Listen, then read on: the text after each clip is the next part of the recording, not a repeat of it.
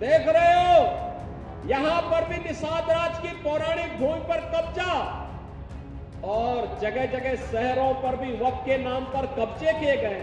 जब हम कुंभ का आयोजन करने जा रहे थे उस समय वो बयान दे रहे थे कि प्रयागराज में कुंभ की भूमि भी वक्फ की भूमि है।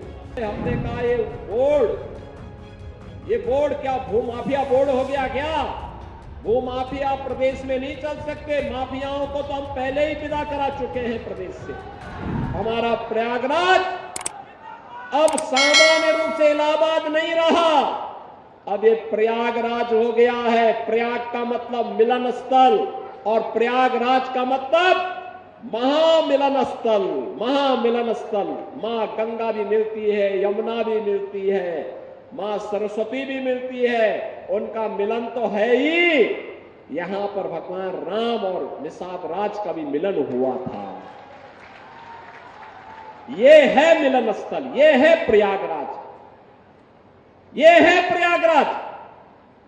जो लोग प्रयागराज की पहचान को छुपाते थे, वे नहीं चाहते थे इस पौराणिक सिटी को एक पहचान मिले। वे नहीं चाहते थे कि निषाद राज और भगवान राम के इस मिलन स्थल को एक पहचान मिले, क्योंकि उनके लिए अपना वोट बैंक महत्वपूर्ण था।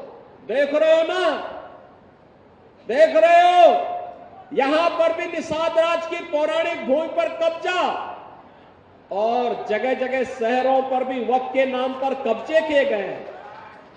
अब तो हम प्रधानमंत्री जी के प्रति आभार व्यक्त करते हैं। देखा ना, वक्फ बोर्ड ने कैसा मनमानापन उस समय बयान दे रहे थे। जब हम कुंभ का आयोजन करने जा रहे थे उस समय वो बयान दे रहे थे कि प्रयागराज में कुंभ की भूमि भी वक्फ की भूमि है।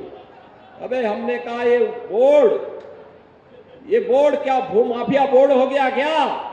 भूमाफिया प्रदेश में नहीं चल सकते। माफियाओं को तो हम पहले ही विदा करा चुके हैं प्रदेश से।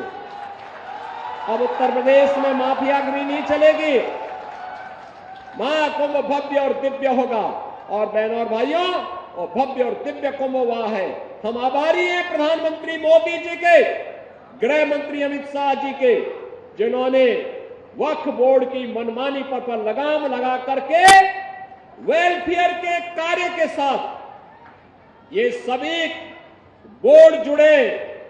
इसके लिए वक्फ बोर्ड से संबंधित एक अत्यंत महत्वपूर्ण अधिनियम को संसद में, लोकसभा में पारित किया है।